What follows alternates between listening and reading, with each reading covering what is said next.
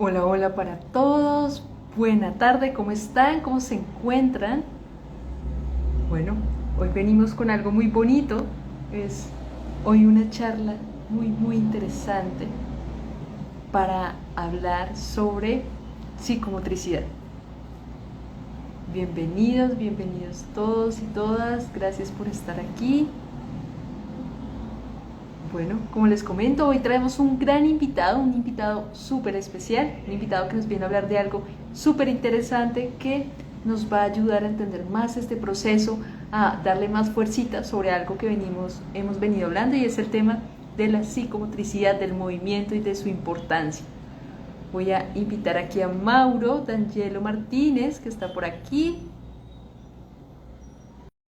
A ver qué haces Instagram. Aquí.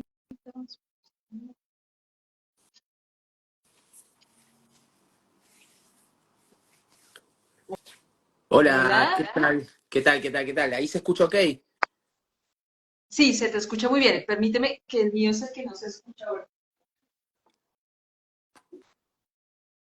¿Cómo estás, Mauro? ¿Cómo va todo? Bienvenido. Suerte. Bueno, muchísimas gracias, muchísimas gracias. Qué alegría. Bueno, pues nada, Mauro, bienvenido. Eh, y nada, espérame a ver si ahí se escucha. Ahí, no sé si quieres que te hable, como para ver si se escucha ok. Yo creo que estamos bien. ¿Se escucha bien? ¿Escuchas bien? Perfecto. Sí, yo tengo un pequeño delay, pero no hay problema. La pregunta llega y se entiende, así que no hay problema. Listo, vale, Mauro, pues nada, bienvenido. Y bueno, primero que todo, pues saludar a las personas que se han venido conectando, que son muchos también de los que te siguen a ti. Y bueno, que nos Mm. cuentes a esta bonita comunidad también un poco sobre ti. Cuéntanos de ti, sería lo primero. Bueno, para presentarme, mi nombre es Mauro Ángelo Martínez, soy licenciado en psicomotricidad y también profesor de educación física. Actualmente estoy residiendo en España, en Barcelona. Por eso la diferencia horaria en cuanto a que aquí no se ve, pero ya es de noche y allí seguramente son recién entrando por la tardecita o transitando la tarde. Pero mi recorrido como profesional, trabajo obviamente en el ámbito clínico, trabajando con población, muchos de ellos con trastornos del neurodesarrollo, específicamente con trastornos del espectro autista. Y a lo largo de todos estos años, la realidad es que he ido formándome mucho en lo que es la valoración clínica, el seguimiento, y por otro lado también acompañando a familias de niños con autismo. Así que bueno, hoy va a ser muy lindo poder aportar y sumar desde ese lugar a quienes estén de otro lado, ¿no? Súper bonito eso que cuentas, Mauro. Y bueno, has tocado un tema muy interesante para de pronto para aquí los latinos, quizás a veces no es tan conocido el tema de la psicomotricidad. Y bueno, Exacto. partamos desde ahí. Cuéntanos un poquito sobre qué es la psicomotricidad, cómo lo defines tú, etcétera. Bien, la psicomotricidad, a ver, yo siempre digo que no es fácil de definir, es polisémica, nosotros tenemos una multiplicidad de posibilidades de respuesta. No solamente se da con la psicomotricidad como disciplina, en Argentina, por ejemplo, tiene un carácter de carrera de grado, con lo cual conlleva una formación extensa, como lo es la fisioterapia o la terapia ocupacional y tantas disciplinas de la salud, ¿no? Pero en otros países quizás no está presente la psicomotricidad como disciplina, sino más bien como curso de posgrado, de formación de posgrado. Y esto es algo que muchas veces confunde o el conocimiento sobre el quehacer del psicomotricista está desfigurado, pero bajo esa lógica, ¿no? De que otras disciplinas quizás intervienen desde la mirada de la psicomotricidad. Lo que yo les puedo aportar en cuanto a definición es que la psicomotricidad, como la palabra lo indica, toma dos variables, la parte cognitiva o la psico y la parte motora, que es la motricidad. Tomando en cuenta esto que es el cuerpo en movimiento, o básicamente entender cómo nosotros no solamente producimos un movimiento, sino que también a través de procesos mentales o cognitivos pensamos y relacionamos movimientos, esto es lo que viene a aportar la psicomotricidad, experiencias, empieza a trabajar muchísimo desde el factor emocional, de cómo impactan las actividades, las dinámicas que uno va desarrollando en el factor emocional de esa persona y cómo ello va contribuyendo a la persona en sí en todo su desarrollo, cómo lo va acompañando.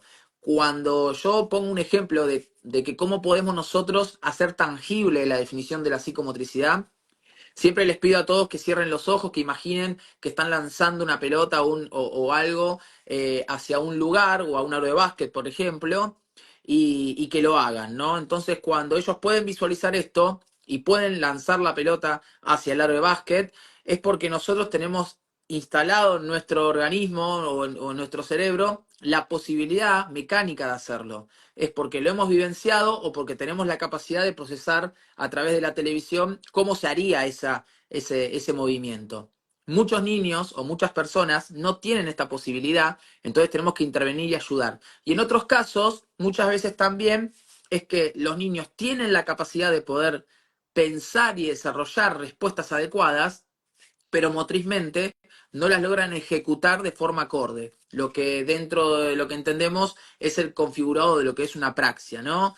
Esto de ideación, secuenciación, por otro lado también la ejecución, la retroalimentación, la planificación. Entonces, si nosotros tenemos una correcta planificación, una correcta ideación, una correcta secuenciación, la ejecución lo más seguro es que sea positiva. Pero si algo falla en estas tres primeras, la ejecución va a estar alterada y justamente la retroalimentación, que es donde el niño tiene que corregir lo que hizo o repensar lo que hizo para ver en qué situación me equivoqué o qué puedo cambiar, bueno, esto es lo que nosotros trabajamos con profundidad, ¿no? Que es el todo el tiempo estar pensando en cómo podemos solucionar algo, cuántas maneras distintas tenemos de hacer un movimiento, de hacer tal o cual dinámica.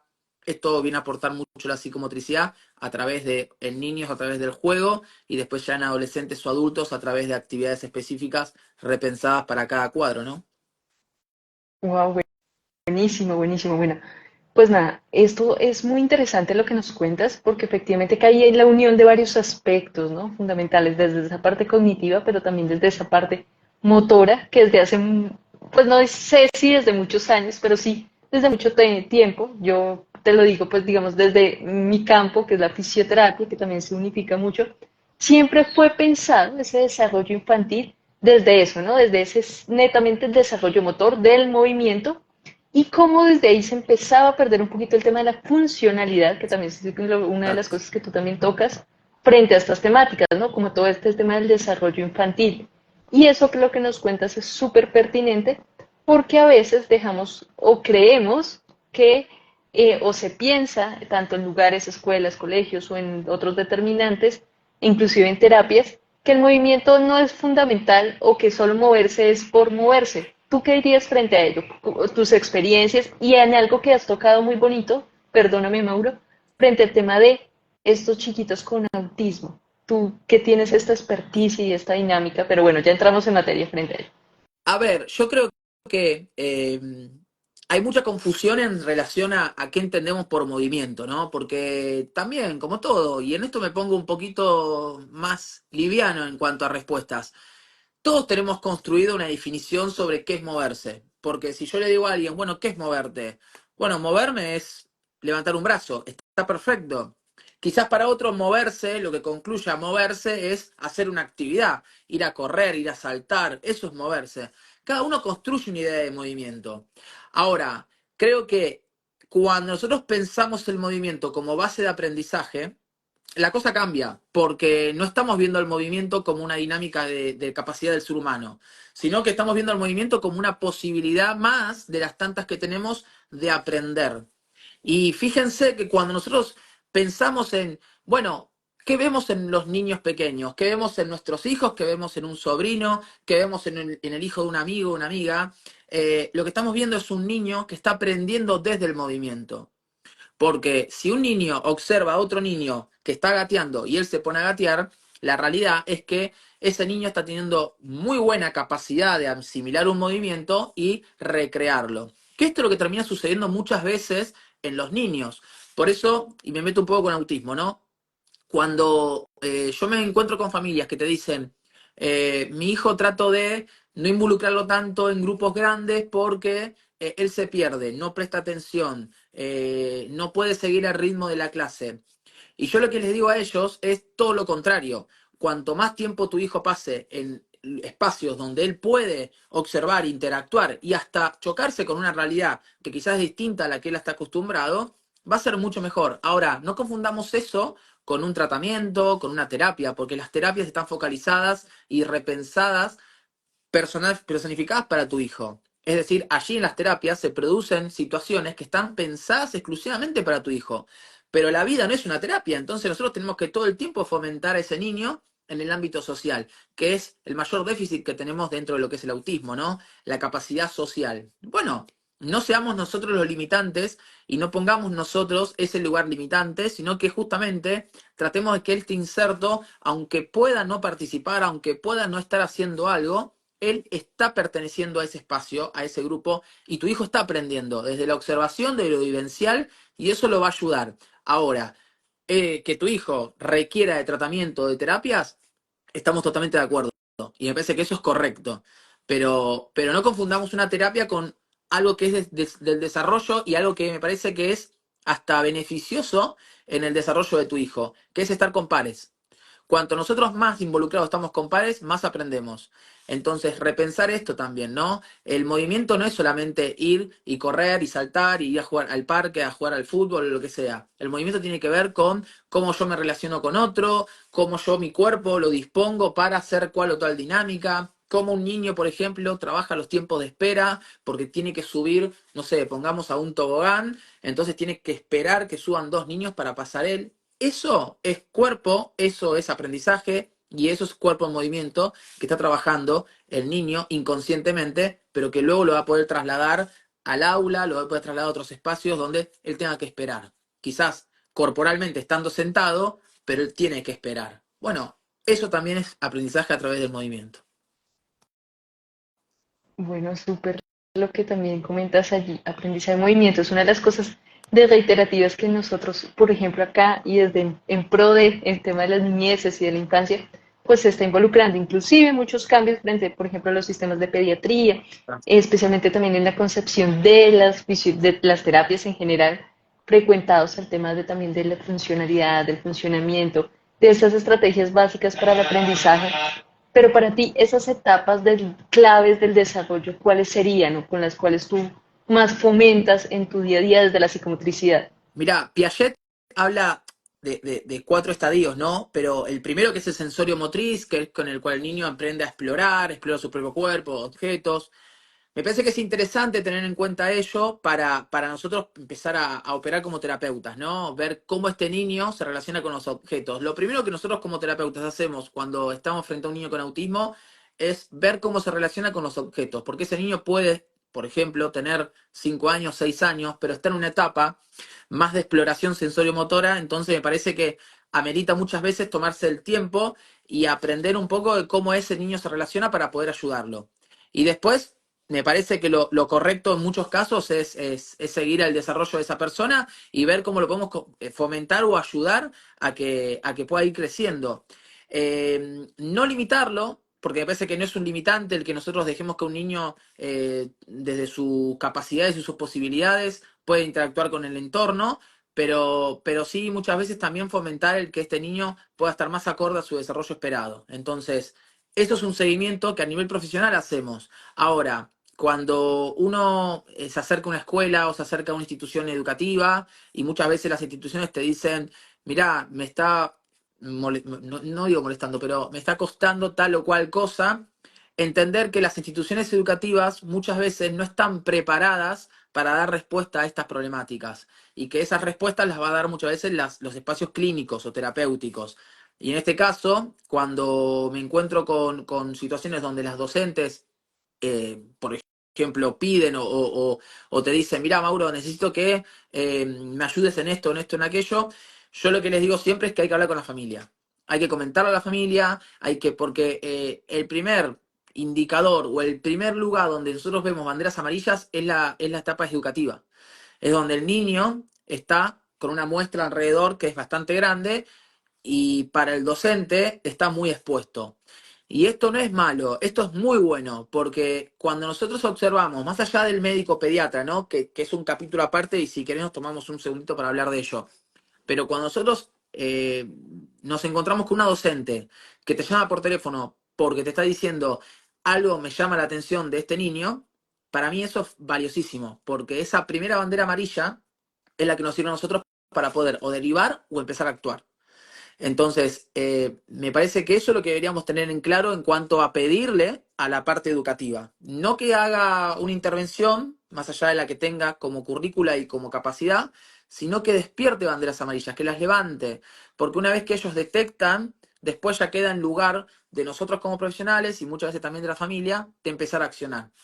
Hay casos en los cuales uno habla con la familia, no emite un diagnóstico, porque me parece que no amerita uno dar un diagnóstico cuando no es certero, pero sí uno puede hablar y comentarle a la familia, mira, tu hijo en realidad necesita en este momento tener una interconsulta con tal o cual especialista porque estamos observando tal o cual cosa. Perfecto. Si la familia no acude y no toma esto como algo serio, creo que ese va a ser el gran problema a futuro.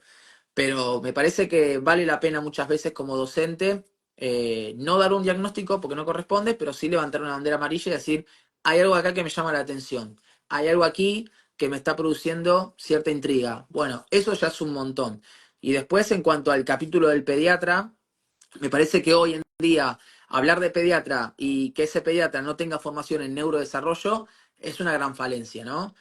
Hoy hablar de un pediatra que no tenga formación en neurodesarrollo es algo raro, extraño, pero los hay. Y muchas veces nos encontramos, por ejemplo, sobre todo a nivel del lenguaje, que es lo que llama más la atención cuando son pequeños, porque la parte motora pareciera que es algo que muchas veces está como, bueno, ya va a aprender a saltar, ya va a aprender a hacer tal cosa, pero hay que entender que todos esos procesos se pueden trabajar y que claramente cuando un niño no está en el desarrollo esperado para la edad, eso va atrasándose y cada vez va a ser más grande, es como una bola de nieve que va formándose. Entonces me parece que vale la pena muchas veces prestar atención al movimiento. Pero lo primero que llama la atención es el lenguaje. Este niño tiene 1 año y 8 meses, 2 años y no emite palabra. ¿Es esperado para un niño? No, no es esperado. ¿Es normal? No, no es normal. Entonces, eso amerita justamente hacer una interconsulta. No quiere decir que tu hijo tenga autismo, no quiere decir que tu hijo tenga un trastorno específico del lenguaje, no quiere decir que tu hijo tenga una alteración del... No, pero lo que sí está presenciando es que hay un retraso en el lenguaje. Que decir retraso no quiere decir diagnóstico. Retraso es simplemente decir que hay algo allí que debería estar y no está. ¿Por qué no está? Es lo que tenemos que justamente, bueno, no nosotros, quizás más el fonoaudiólogo, digo, o el logopeda, pero descifrarlo el profesional en cuestión. Y eso es lo que tenemos que tener claro muchas veces también nosotros. Que un niño no haga tal o cual cosa no nos puede pasar de alto. Digo, tiene que llamarnos la atención y tenemos que actuar en consecuencia. Más, obviamente, cuando hay una sospecha muy marcada en cuanto a la comunicación, que es muy esperada para edades tempranas, y que eso repercute también en la parte motora, ¿no? Totalmente, totalmente. Y mira que ahí tú hablabas un poquito sobre el tema de falencias, pero también, bueno, eso frente al tema de los educadores, ¿no? Pero, ¿cómo ves, digamos, de frente a las temáticas ya del padre o el cuidador, que como que ven algo relacionado, o inclusive, si nos comentaras un poquito qué es lo que se puede ver relacionado cuando tú dices, bueno, de pronto desde la parte de psicomotricidad, oiga, aquí deberíamos también tratarlo, Mirá, mirarlo, esas hay, banderitas amarillas en casa. sí, hay cosas que los papás van a ver muy claro, ¿sí? Que tiene que ver en el orden, por ejemplo, del dominio del propio cuerpo en el espacio. Por ejemplo, cuando nosotros estamos con nuestro hijo jugando y este niño se para de repente y no tiene un equilibrio acorde, o por ejemplo sale corriendo y se choca con una silla que estaba allí cerca, a pesar de que tuvo la distancia de poder acomodar su cuerpo. Estas son cosas que, si bien, si suceden una vez, no pasa nada, y es normal, y capaz que estaba más atento a que el papá lo estaba corriendo, y entonces, bueno, se quedó tranquilo. Pero si esto sucede a menudo, es un niño que se lleva muchos objetos de la casa por delante, que, por ejemplo, cuando estamos jugando, simplemente lo que hace es apilar o poner los objetos en fila, que si bien eso no es un indicador específico en cuanto a lo que es autismo, por ejemplo, pero sí es algo que nosotros tenemos que encontrar funcionabilidad en el juego. Un niño que, por ejemplo, toma un objeto y simplemente lo que hace es girarlo, girarlo, girarlo y mirar la rueda. Y pongo estos ejemplos porque son cosas que te pasan en el consultorio a diario, pero que muchas veces las familias te dicen, sí, él me pasaba que le compramos un auto y simplemente lo que hacía era girar las ruedas y quedarse. Son situaciones en las cuales nosotros podemos enseñarle a un niño cómo jugar, cómo se usa un autito, cómo se usa un avión, o qué función hace un avión, o qué función hace un auto. Un niño con el desarrollo esperado lo adquiere de forma muy rápida. Entiende perfectamente cómo hacer girar un auto o cómo hace un avión. Un niño con el desarrollo alterado o con algún retraso en el desarrollo empieza a tener dificultades en esta comprensión tan simple y concreta, ¿no? Como lo es el juego, la interacción, el uno a uno. Estas son cosas que tenemos que prestar atención en cuanto al juego. Después habilidades, niños que pierden el equilibrio, por ejemplo, si aparece la marcha idiopática, puntas de pie, no dejarlo pasar por alto. Si bien en algunos casos la marcha idiopática no se asocia a ningún retraso específico del neurodesarrollo, sino más bien puede aparecer de forma ocasional y tiende a desaparecer a los 5 o 6 años. No es lo habitual. En la clínica nos encontramos con niños que generalmente sostienen la marcha en puntas de pie y justamente hay que trabajarlo. En autismo eso sí está presente, no en la mayoría de los casos, pero sí está presente, pero hay muchos niños que tienen marcha idiopática y no presentan ningún trastorno del desarrollo. Pero ténganlo en cuenta porque si nosotros vemos esto y el pediatra nos dice, tranquilo, ya va a desaparecer, ya no, tenemos que actuar. Entonces allí consulta al fisio o consulta al terapista ocupacional o al psicomotricista en este caso, también si están en Argentina, pero me parece que eso amerita mucho la pena prestarle atención. Y después, por otro lado, me parece que es lo que todos vemos, ¿no? Empezar a ver cómo es este niño en situaciones donde podemos observar más. Y son dos. Una es los cumpleaños, donde vemos a este niño en situación social y ver cómo se desenvuelve, o al menos cómo actúa.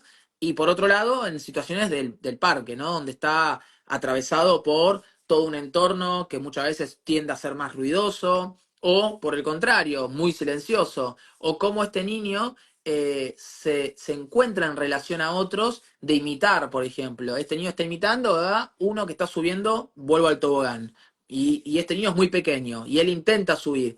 Bueno, eso es una muy buena capacidad de imitación y es una muy buena capacidad del desarrollo psicomotor del niño. Pero me parece que eso vale la pena muchas veces prestarle atención y poner el foco, ¿no? Y llevarle esta información al pediatra. El pediatra, cuando son pequeños, los ve una vez al mes, después ya cada 3 meses y después, evidentemente, una vez cada 6 o al año.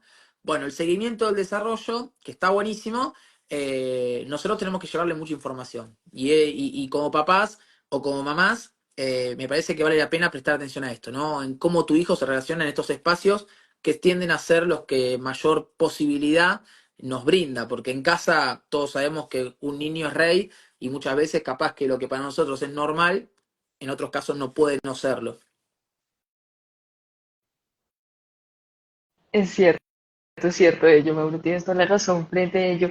Y otra, digamos, pregunta que se me envía es, bueno, con todo lo que tú has visto, lo que has realizado, inclusive con todo lo que nos has contado, que es valiosísimo, ¿cómo has visto impactado el tema de, ok, si hay fallas dentro de estos orígenes, dentro de lo que nos cuentas desde la psicomotricidad, qué repercusiones has visto quizás más hacia adelante frente a los procesos de aprendizaje? ¿Los hay, existen o no pasa nada? ¿Qué ves allí? ¿Cómo eso es determinante? Mirá, hay dos cosas que vale la pena destacar. Uno es cuando nosotros nos encontramos con un niño que llega a la consulta con una edad avanzada, vamos a hablar de un niño de 7 8 9 10 años, lo primero que tenemos que hacer es pedir, si es que existiese, la carpeta gráfica o un cuaderno en el cual el niño haga producción a nivel educativo, ¿no? Porque puede que este niño llegue y te digan, mira, él a nivel motor solamente, porque a nivel académico es espectacular.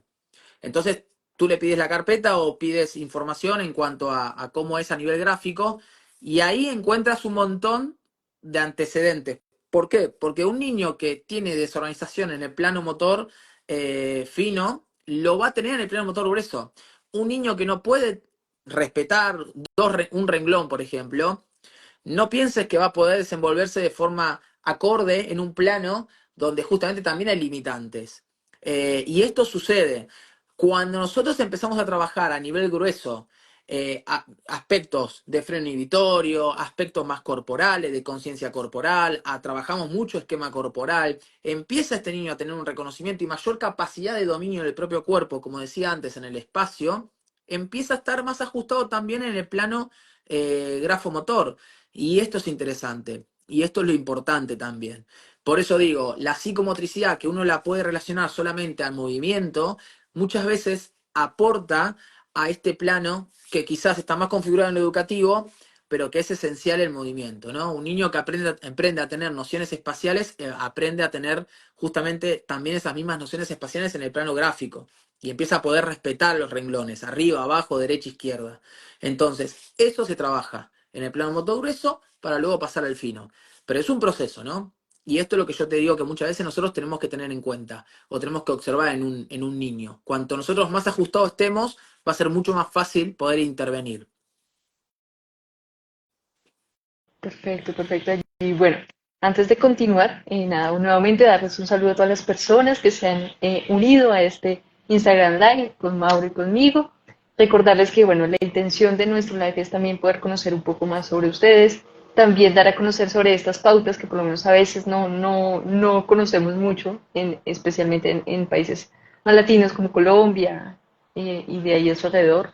Y bueno, también si tienen preguntas allí pueden irlas colocando, inclusive ahí en una orillita donde hay una caja de preguntas, las pueden colocar allí, pues para también aprovechar este tiempo valioso y también nutrirnos de esta bonita información y bueno, ver qué sorpresas más adelante podemos tener frente a estas temáticas que también son muy importantes indagar allí. Y también, bueno, ustedes van a ver un avioncito, entonces si desean allí pueden compartirlo con sus amigos, familiares, personas conocidas que también puedan aportar y les sea de aporte esta temática. Y bueno, Hay dando paso algo que, con ello, ajá, dale Maura, dale, no, dale. no, que hay algo que justamente me estaba acordando, ¿no? De que si del otro lado tenemos papás o tenemos educadores, eh, la verdad es que nosotros tenemos la posibilidad, como profesionales también, de psicoeducar a las familias y de psicoeducar a los profesionales que están en el ámbito educativo. Y eso tiene que ver con acercar información, con muchas veces también proveerlos a ellos de ciertos aspectos en cuanto a conocimiento. Y sepan que el CDC de Estados Unidos, por ejemplo, que es el Centro del Control de Estadística de Estados Unidos, tiene una aplicación que después si quieres te la puedo compartir para que la compartas en redes, pero tiene una aplicación que te ayuda a seguir el desarrollo de tu hijo. Entonces te dice básicamente a tal mes o a tal otro mes, tu hijo debería tener estas habilidades. Bueno, no quiere decir que si no las tiene, está retrasado, simplemente para que vos tengas información a la hora de ir al pediatra. Y eso es interesante porque esa aplicación lo que hace, si la vas completando correctamente, te va diciendo específicamente qué le tenés que decir al pediatra o qué cosas tenés que preguntar en el pediatra. A veces las familias van a pediatras que el pediatra lo único que hace es pesarlo, comentarle, hablarle y listo, y ya está. Y a veces hay preguntas que tienen que ver con, doctor, una consulta. Mi hijo, por ejemplo, si es muy pequeño, no está gateando. Y el pediatra va a decir, bueno, tranquilo, vengan el mes que viene y veamos. O sea, pero si el mes que viene tu hijo todavía no está gateando, y vos sabés que ese gateo es parte del proceso del patrón para que luego adquiera la hiperestación y la marcha, entonces digo, me parece que eso vale la pena apuntarlo y hacer el seguimiento. Pero claro, muchas veces los papás te dicen, yo no tengo a una persona al lado que me diga qué preguntarle al pediatra. Bueno, estas aplicaciones están buenas en ese sentido, ayudan mucho a las familias para tener un conocimiento de cómo es el desarrollo esperado al menos. Ahora, después también hay que tener un criterio. Si nosotros vemos que mi hijo por 2 semanas no está dentro del proceso esperado porque me compré un libro o porque me compré tal cosa, no alarmarse. Me parece que es todo un proceso que se tiene que dar un encadenamiento. Pero sí vale la pena que los papás tengan este conocimiento. Porque un papá informado o un educador informado es una bandera amarilla alerta y, por ejemplo, muchos padres te dicen, yo llegué al diagnóstico de mi hijo cuando cambié de pediatra. Y eso es una realidad. O sea, muchas familias les pasa esto. Y lamento mucho que eso sea de esa manera, pero creo que hoy, en el momento que estamos atravesando a nivel tecnológico y de accesibilidad, creo que vale mucho la pena destacar estas cosas. O sea, porque un niño que no accede a un tratamiento a una edad temprana porque hubo un pediatra que no detectó o que simplemente lo que hizo fue esperar que aparezca algo que no iba a aparecer nunca, es tiempo perdido. Porque ese niño quizá no tenía que hacer un tratamiento exhaustivo con fisio, con psicomotricidad, con psicología, con fono, no. Simplemente con hacer estimulación temprana alcanzaba y sobraba. Y hoy estamos teniendo ese niño en un tratamiento terapéutico cuando quizás se podía prevenir a nivel simplemente de una estimulación temprana. Estas son cosas que me parece valen la pena destacar. Perfecto. Sí, eso es muy importante, querido Mauro, eso que dices en este destacamiento frente a estas opciones que a veces se ven perdidas o que a veces también padres primerizos que hasta ahorita están como viendo todas Exacto. estas temáticas, como que también intentan entender estos temas. Además que también han habido muchos cambios, ¿no? Ya el desarrollo, como tú dices, ya no es solamente de una secuencia, sino van también a veces en tiempos también van cambiando. Pero aquí me generan dos cosas, dos preguntas interesantes. Una, como tú también debes saber, hay temas, por ejemplo, de que el gateo, ¿tú qué opinas frente a este tema del hito del desarrollo? A mí me parece fundamental, o sea, propiamente dentro de mi experiencia, yo sí lo valido mucho, el tema del gateo, pero en algunas guías pediátricas, por ejemplo, ya no está considerado como el gateo como algo esencial quizás, ¿no? Pero tú ¿qué ves en ello? O sea, ¿qué opinas frente a ello? Esa como primera pregunta.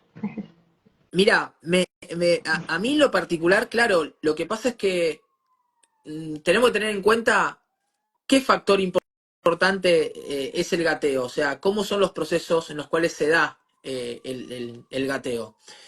El gateo es importante porque si un niño pasa de estar en el plano horizontal a la verticalidad sin mediar, bueno, es un gran problema, porque ese niño más adelante puede que tenga problemas en el control inhibitorio, puede que tenga problemas también en el equilibrio, porque hay todo un sistema y unos reflejos que se tienen que ir superando unos a otros. Ahora, también entender que el gateo es parte del proceso de desplazamiento y estimularlo no simplemente es para que nosotros podamos ver a un niño que se traslada de un lugar al otro, sino que tiene que ver con una mecánica corporal, con los semicuerpos. En realidad me parece que es interesante tenerlo en cuenta y valorarlo. Yo en lo particular lo pondero y lo valoro y me parece que vale la pena. Hoy actualmente en realidad como no es un área que yo me dedique exclusivamente a valorar, porque los niños con autismo en muchos casos han pasado el proceso de gateo y quizás uno trabaja de otro lugar, pero sí me parece que es interesante tenerlo en cuenta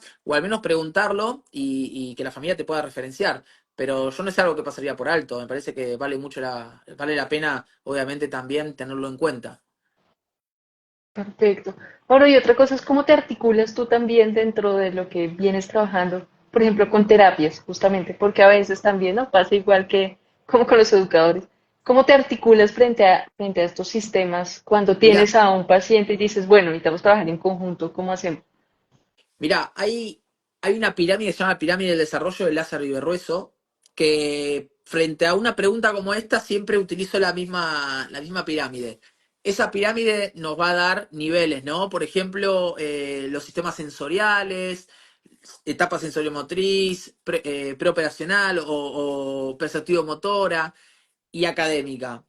Nosotros en las bases, que son los sistemas sensoriales, si vamos a lo rápido, podemos involucrar el terapista ocupacional que esté formado en iteración sensorial, ¿no? Decimos, bueno, esto es importante tenerlo en cuenta porque un niño con una alteración del desarrollo o un trastorno del neurodesarrollo, básicamente esto hay que tenerlo muy en cuenta, ¿no? A nivel conceptual y a nivel clínico también. Luego vienen todos los procesos que dan lugar a, por ejemplo, llegar a esa cúspide que es académico, pero que tiene que ver más con la conducta adaptativa. Todo lo anterior es parte de la psicomotricidad y muchos aspectos se trabajan en la psicomotricidad. Y eso está relacionado muchas veces con cómo este niño desarrolla, por ejemplo, el control corporal, cómo este niño desarrolla esquema corporal, cómo este niño desarrolla freno inhibitorio, atención conjunta, cómo este niño desarrolla, por otro lado también, el proceso de organización espacial. Entonces, todo esto se va a dar en el plan de la psicomotricidad. Y allí te tomé dos disciplinas, que es la terapia ocupacional y, por otro lado, la psicomotricidad. Pero después tenemos que pensar en mucho más, porque si yo tengo un niño, como decía antes, con una marcha idiopática, allí hay tres posibilidades de tratamiento o tres miradas terapéuticas, porque va a estar la mirada sensorial de este niño en cuanto a la terapia ocupacional con formación e interacción sensorial, el psicomotricista para ver si esta marcha idiopática es aparente en situaciones específicas donde el niño se encuentra en factores de estrés, o es fisiológica, donde vemos al fisioterapeuta haciendo una valoración y observando si hay acortamiento del tendón o etcétera en cuanto al proceso. Y si ese niño amerita o no una operación de alargamiento del tendón. Digo, nosotros tenemos ahí una multiplicidad de oferta, de mirada, ¿no? Ahora, nosotros tenemos que tener un criterio, porque si yo me siento y digo, bueno, mi verdad es la única, yo tengo que hacer una evaluación junto con mi equipo y empezar a observar y ver qué es lo mejor y lo más conveniente. Porque capaz que el fisio me dice, mira, yo no encuentro ningún acortamiento del tendón, pero el terapista ocupacional me dice, sí, a nivel sensorial, este niño está sumamente alterado. ¿Qué vas a hacer en ese proceso? ¿Qué decisión tomás como equipo? Entonces, ahí es donde todos tenemos que centrarnos y empezar a pensar a este niño una solución posible, porque la realidad es que no vale, no prima la verdad solamente la fisioterapeuta que te diga, como no hay acortamiento del tendón, este niño en realidad camina a punta de pie porque es un hábito que tiene, pero ya lo va a superar.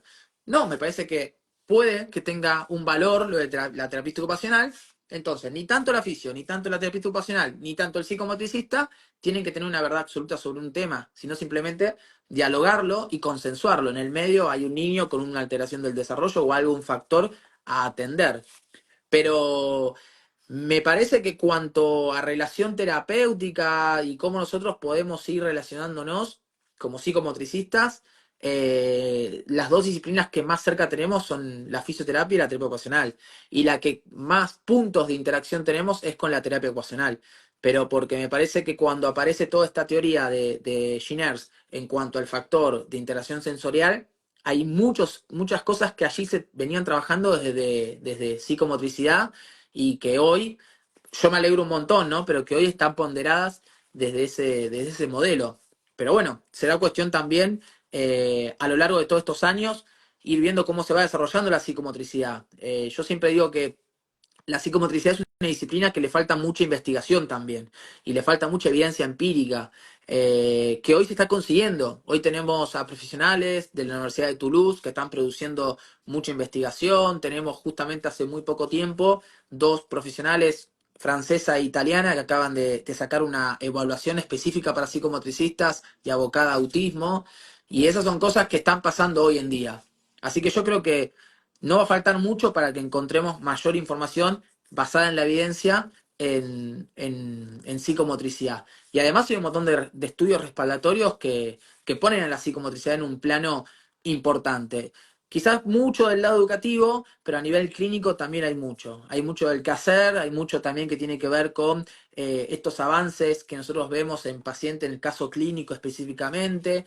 Pero bueno, será un proceso largo, pero que realmente articulamos muy bien con profesionales que están a nuestro alrededor a nivel motor, ¿no?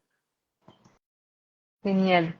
Bueno, Maura, aquí nos hacen dos preguntas. Entonces, la primera de ellas es de Angelus Bagaza. Ella pregunta, ¿algunos ven contraproducente la estimulación temprana o lo que le llaman la sobreestimulación?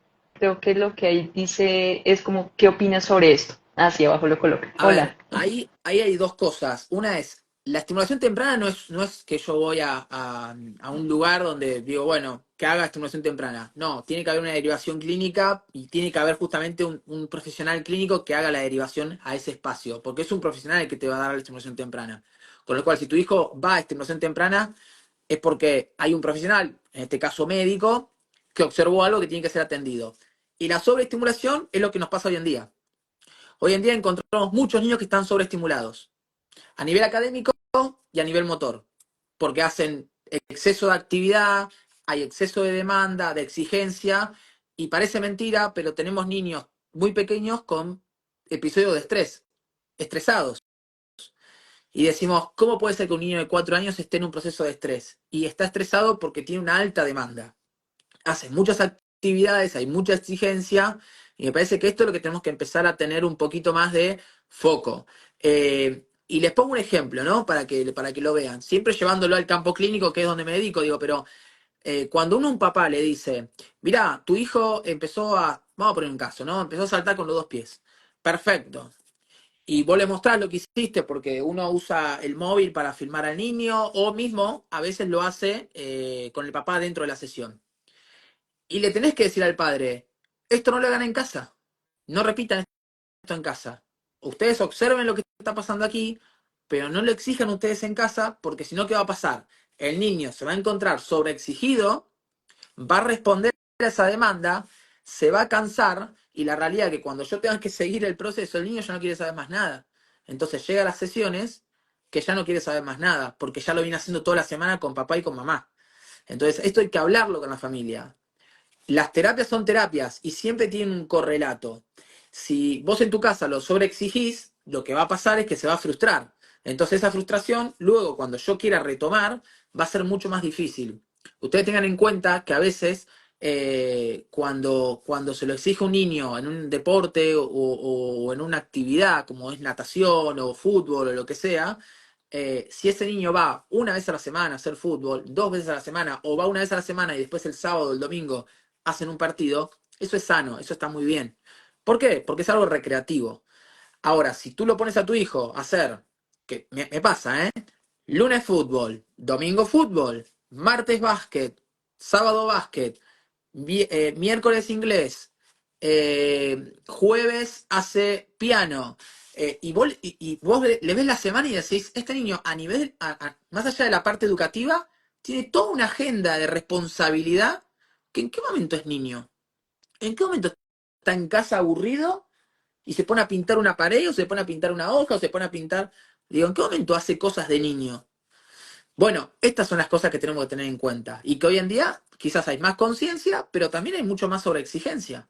Eh, yo hoy lo veo y yo estoy aquí hoy en España y me encuentro con muchos niños que están sobreexigidos, que toda la semana tienen algo que hacer. Y a veces uno habla con el padre y le dice, ¿no sería bueno que hagan una pausa una vez por semana, 2 veces por semana, que quizás no tenga tanta exigencia? Y bueno, será cuestión de ir trabajando con el tiempo, pero me parece que tanto en niños con alteración del desarrollo como niños con desarrollo esperado, se da igual. Hay una sobreexigencia de actividades que hoy hay tanta oferta, porque la realidad es esa también. Gracias a Dios, ¿no? Digo, pero hoy hay tanta oferta de cosas que los padres quieren que estén en todas, porque se divierte, porque le gusta. Ningún niño te va a decir que no, pero pensar un poco también en el proceso de decir, necesitamos que este niño se aburra. Un niño que no se aburre, más adelante va a ser un niño ansioso. Hay que construir un poco todo este perfil en el niño, ¿no? Me parece. Es importante eso. Perfecto, sí, lo que tú dices allí es muy importante también tenerlo en cuenta, ¿no? Además porque eso es lo que vemos desde esos aspectos, pero tú también como tocas en la parte cognitiva, dentro de los aportes, digamos, de la neurociencia, todo este sistema de estrés, inclusive las alteraciones que se pueden ver representados en sistemas de la recompensa, de todos estos procesos también fisiológicos, entendiendo también que hay una maduración aún todavía de esas cortezas prefrontal, todavía de todas Exacto. estas componentes cerebrales que están en formación, ¿cierto? Y sí, pero tengamos Mau, presente ajá, también de que un niño tan pequeño está realizando sus primeras conexiones, como tú lo dices, pero además está construyendo personalidad también, porque si bien es un niño, también construye personalidad. Y tú imagínate que toda la vida te exigieron tanto que va a haber un momento en el cual vos vas a tener que empezar a mediar hasta a nivel corporal con todo ese estrés. Bueno, estas son las cosas que tenemos que tener en cuenta también. Empezar a escuchar al niño, empezar a dejar momentos en los cuales sea niño. A ver, no pasa nada si un día no va a tal actividad, no pasa nada si un día un niño te dice, hoy no tengo ganas de ir a básquet. No pasa nada, no hay ningún problema, está muy bien. Ahora, después, me parece que va a conciencia de cada uno qué es lo que quiere dejar en ese niño, sobre todo a edad tan temprana. Tengamos cuidado con esto. Volviendo a la pregunta esa, ¿no? De la sobreexigencia. Después me parece que todo el resto es muy sano. El que un niño haga una actividad 1, 2 veces semanales, eso es sano y está muy bien. Pero lo otro, que es todos los días algo, es un tema, es un gran problema. completamente. Y bueno, ya para ir finalizando también sobre ello, cuéntanos por último, eh, ¿qué consideras, qué consejos nos das frente a actividades que puedan hacer en casa, también afuera? Porque bueno, una de las cosas que también no hablamos, querido Mauro, bueno, esto da para mucho, la verdad está muy interesante todo ello, pero bueno, con el tema de pandemia, ¿no? Con el tema de pandemia también fue uno de los actos donde, en este caso, por ejemplo, casas muy pequeñas, padres trabajando, cuidadores donde no había mucha sociabilidad, uno 2, aumento de pantallas, 3, poco movimiento, y 4, exigencia de colegios frente a, bueno, conectémonos como sea mientras podemos. Bueno, que tú, ¿cómo lo viste ello allí? Mirá, imagínate que para nosotros que nos dedicamos al movimiento, que de pronto nos digan, a partir de este día, que cada país tuvo su día, nadie sale de la casa. Que nos llegue una aplicación como Zoom y nos digan, a través de Zoom se puede conectar con otra persona. Y fue, ¿qué es Zoom? ¿Cómo uso Zoom? Todos a interactuar un poco con este medio y preguntarse uno, ¿cómo hago yo desde mi lugar para poder aportarle algo a un paciente del otro lado? Si yo me dedico al movimiento. Y de hecho, en mi disciplina, muchos referentes de mi disciplina estaban totalmente opuestos al uso del Zoom porque decían que no transmitía ni por cerca la esencia de lo que es la psicomotricidad, lo cual yo no estaba de acuerdo, porque yo digo, hay que diferenciar varias cosas, y yo te pongo el ejemplo de mis pacientes en ese momento, ¿no? Como yo decía en un momento, mis pacientes, en la gran mayoría de sus familias, pertenecen dentro de la sesión, o sea, están dentro de la sesión y observan constantemente lo que pasa con el niño. Algunas que no, entonces se usa la filmación.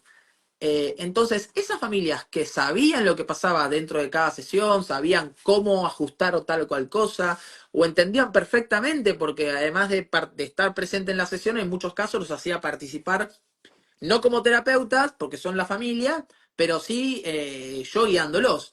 Bueno, esas familias son las que más se beneficiaron del uso del Zoom.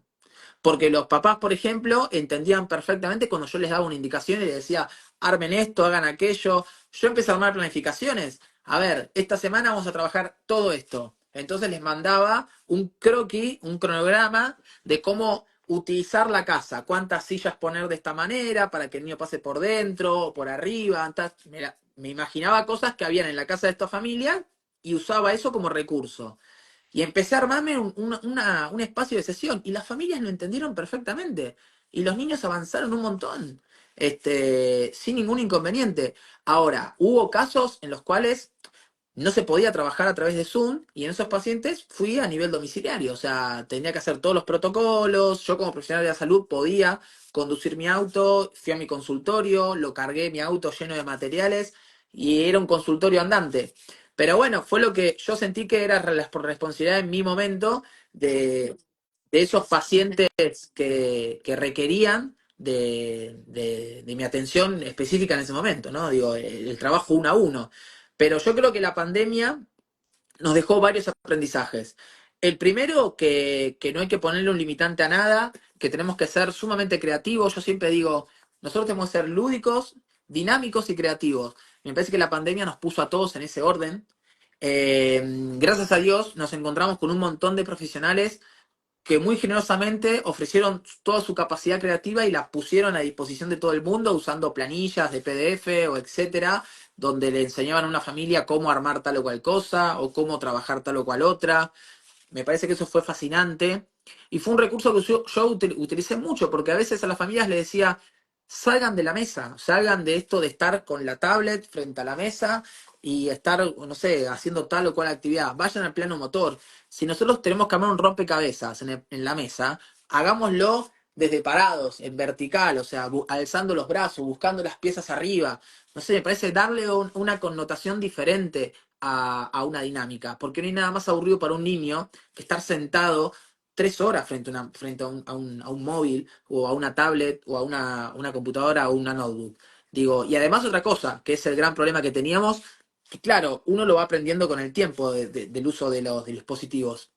El mismo dispositivo que usaba el niño para tener las terapias era el mismo dispositivo que usaba el niño para ver, no sé, dibujitos o lo que sea. Entonces digo, ¿qué te pasaría a vos si, por ejemplo, hoy te digo, che, la computadora que vas a utilizar para trabajar, la vas a usar para jugar a juegos de internet o lo que sea?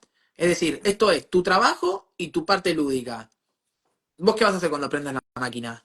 Vas a ir a la parte lúdica, porque es lo que más te motiva. Bueno, esto pasó con los niños, o sea, el móvil que tenían para tener clases se saturó. ya no querían más. Entonces, esta fue una cosa también que se habló mucho con las familias, el decirle, bueno, tranquilo, usen dos dispositivos o vean la posibilidad, si está dentro de las posibilidades de la familia, de usar dos dispositivos. Uno que sea para nivel lúdico y el otro que sea a nivel académico o terapéutico. Porque cuanto más tangibles somos nosotros en el concepto, en la idea, es mucho más fácil para los niños, sobre todo dentro del espectro, entender qué es lo que va a pasar. Y cuando yo digo hacer tangible una idea, quiere decir con que el niño pueda tocar eso que le estamos diciendo. Si yo te estoy diciendo, este móvil es solamente, bueno, este móvil es de papá. Entonces este móvil de papá se utiliza para tener las sesiones, ver clases. Y este móvil de mamá se utiliza para jugar. ¿Ok? Es muy tangible el entender que una cosa funciona para una cosa y que la otra funciona para la otra. Ese concepto se hizo tangible en muchos niños y los benefició. Pero bueno, no recuerdo ahora porque viste que me gusta hablar y hablo mucho, pero si responde a la pregunta que me habías hecho al principio, espero que sí, si no me la Tranqui. repites, pero creo que ahí estamos. No, súper, súper. Sí, has respondido todas las preguntas. Y bueno, frente a esta dinámica, eso es lo bonito de este aporte. Ahora, bueno, ya yo digo para finalizar y sigo también aquí súper enganchada, pero sí quiero que nos cuentes un poquito sobre esta parte de psicomotricidad y autismo, que también yo sé que por acá muchas de las personas que están conectadas están muy curiosas y también que viven en carne propia estos aspectos. Bueno, cuéntanos cómo son los lineajes que tú generas, las temáticas que tienes, etcétera. A ver, el autismo tiene un montón de características, hay bases nucleares o medulares que quizás no tienen sentido nombrar, pero me parece que cuando nosotros pensamos en el autismo, pensamos también en cómo este niño se desenvuelve en los diferentes entornos. En esa capacidad de desenvolvimiento, en esa capacidad que tiene el niño para poder interactuar con diferentes entornos, aparecen impoderantes. Por ejemplo, la regulación de ese entorno.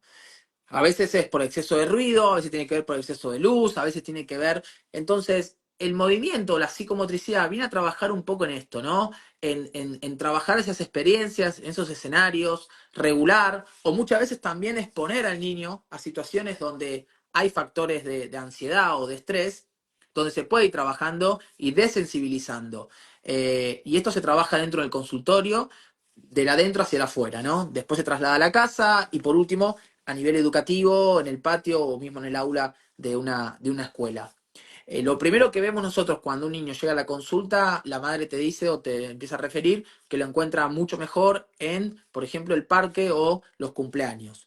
¿Por qué? Y porque claramente este niño en un lugar mucho más controlado puede trabajar su propio cuerpo, aprender desde su propio cuerpo, adquirir nuevas habilidades, tener nuevas experiencias, porque es un ámbito controlado. Y esto le sirve a él para después exponerlo en otros lugares. Eso se llama generalización, que es lo que nosotros apuntamos.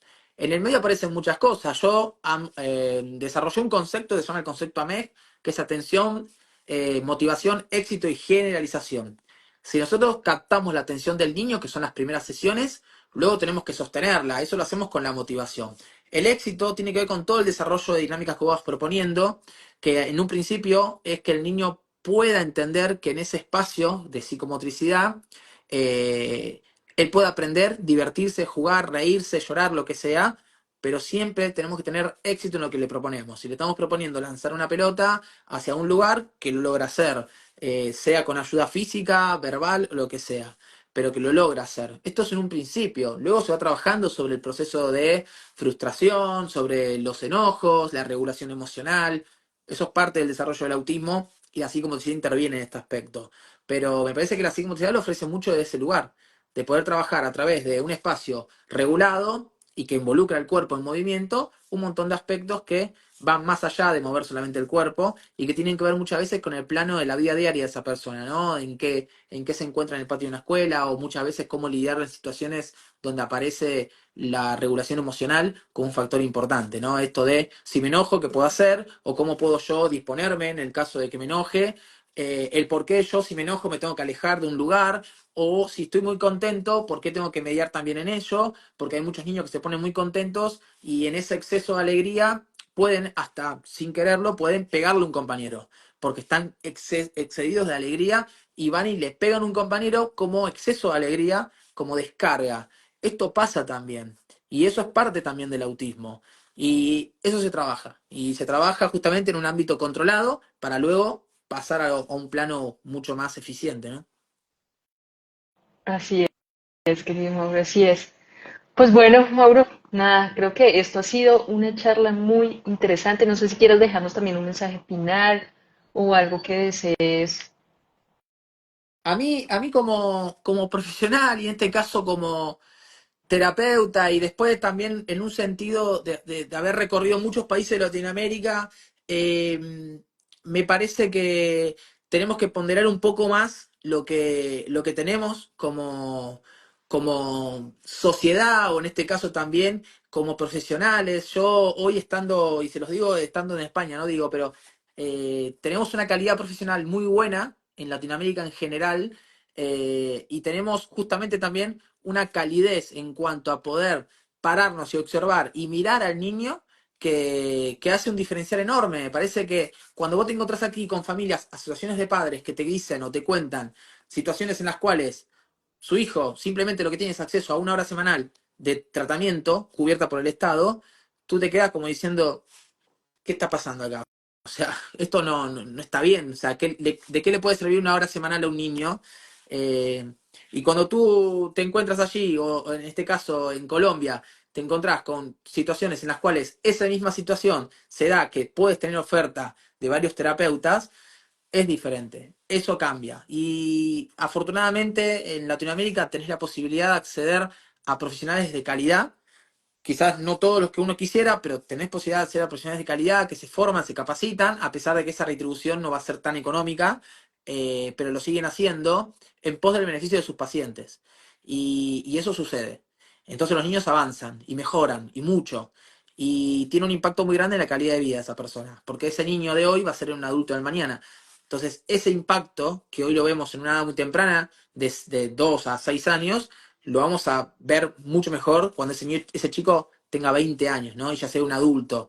Me parece que esa es la diferencia más grande que yo te puedo dejar como mensaje en cuanto a valorar mucho lo que tenemos e invitar a todos los que están del otro lado. Obviamente, hoy no tengo el número exacto de cuánto estamos ahora en este momento, pero seguramente va a haber mucha gente que lo va a ver después en formato grabado, pero la realidad es que esto es una réplica, ¿no? O sea, en cuanto nosotros más fomentemos a otros profesionales a formarse, a capacitarse, va a ser mucho mejor el que la calidad de vida de los niños de hoy y de los adultos de mañana sea mejor.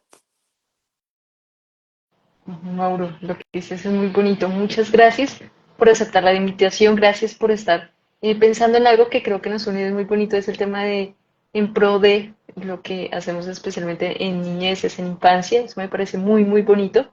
Y bueno, ¿por qué no? Esperemos más sorpresas para este 2025 de que podamos comentar algo bien bonito y justamente pues también todo este apoyo de las comunidades en general para que podamos seguir creciendo todos en colectivo, tanto profesionales, pero también como padres, madres, cuidadores, educadores que quieran y ven establecido esto dentro de estas réplicas, especialmente casa, pero también en aulas, porque creo que aquí el tema es muy marcado a que cuando vemos, lo vemos todo desde la educación, ¿no? Porque todo este aspecto Exacto, cognitivo está muy presente, porque hay muchas, entre comillas, limitantes, que el niño se mueve mucho, pero que las exacto. etiquetas, entonces tenemos que ir bajando todas estas escalas y qué mejor que capacitándonos frente a estos procesos también donde profesionales nos pueden ampliar esa mirada. Y tú eres uno de ellos, así que te agradezco un montón. Bueno, muchísimas gracias por el espacio y gracias también por la posibilidad de llegar a muchas personas ahí en Colombia y ojalá que sea de un factor positivo. Bueno, muchas gracias, Mauro. Muchas gracias a todas las personas que están acá, las que lo van a ver en diferido y de las dos comunidades, pues mil gracias por conectarse. No olviden pues compartirlo también con sus allegados para que más Exacto. personas podamos tener esta bonita experiencia allí. Muchas gracias, Mauro. Que pases una bonita noche. Mil Igual. gracias por tu tiempo. Chao, chao, gracias Chao, a todos. chao. Gracias.